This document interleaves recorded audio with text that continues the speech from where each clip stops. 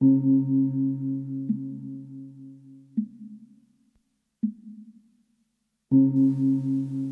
November 20th, 2009, we traveled to Jarang, Nepal to visit a friend's village.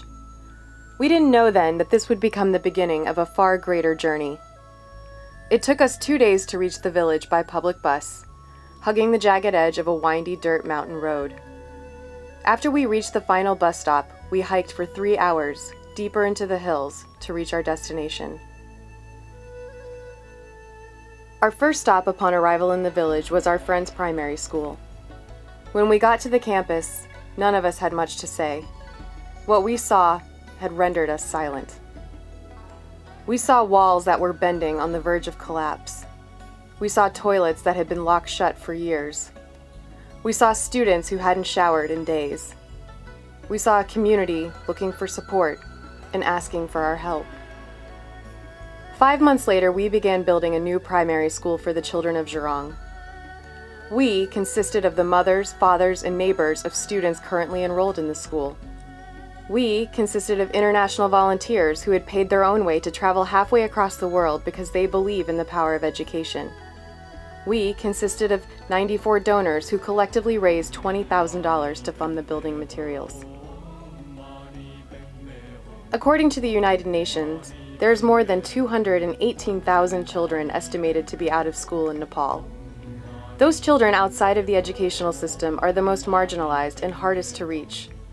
With more than 80% of the national educational budget spent on salaries and other recurrent costs, there is little left over for investment in improving classroom conditions and teaching learning activities.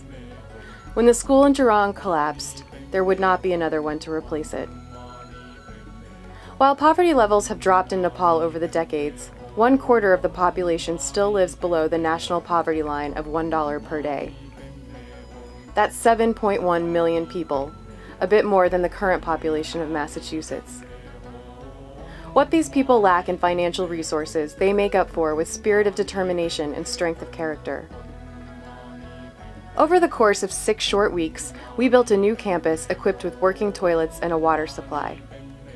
We began with a plot of dirt and transformed it into a 5-room building. We dug every trench, hauled every rock, and mixed every batch of cement by hand.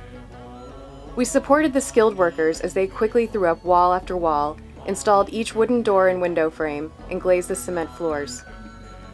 One day, after we'd been there for a month, we realized that we had ourselves a school, that we had built together. But far more impressive was what was built away from the project site, the relationships forged among host families, volunteers, and the community at large. The eruptions of laughter heard through conversations in broken Nepali, the meals and unending cups of tea shared, the tears shed as goodbyes were endured among once strangers from different walks of life. In the end, we discovered that the people of Jarang had given us far much more than we could have ever given them.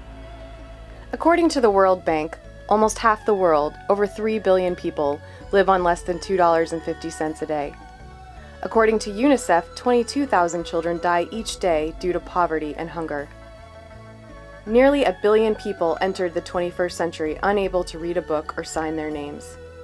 And finally, some 1.1 billion people in developing countries have inadequate access to water, and 2.6 billion lack basic sanitation. Food, education, water. We believe that these are human rights. The challenges are daunting, but the opportunities are vast. We see a simple solution, a unifying thread: girls. The statistics go something like this. When a girl in the developing world earns income, she reinvests 90% back into her family and her community. When 10% more girls go to high school, the entire country's economy grows by 3%. When a girl in a developing country receives 7 or more years of education, she marries 4 years later and has 2.2 fewer children. But enough with the stats.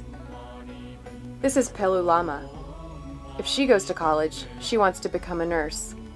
Her mother died during childbirth because their village is a full day's walk from the closest hospital.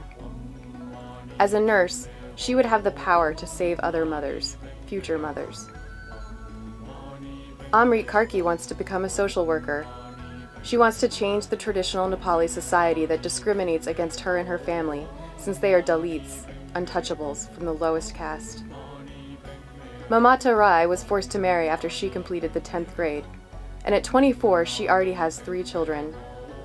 Even with a family, she desperately wants a degree to start her own business and gain independence from the ties that bind her. This fall, we begin another journey to support the construction of a boarding house for these women. The hostel will house 50 college-bound girls from rural areas where education is not accessible. We understand the ripple effect that 1 can have on 50, 50 can have on 500, 500 can have on 5,000. We understand that change begins with 1. Change begins with her.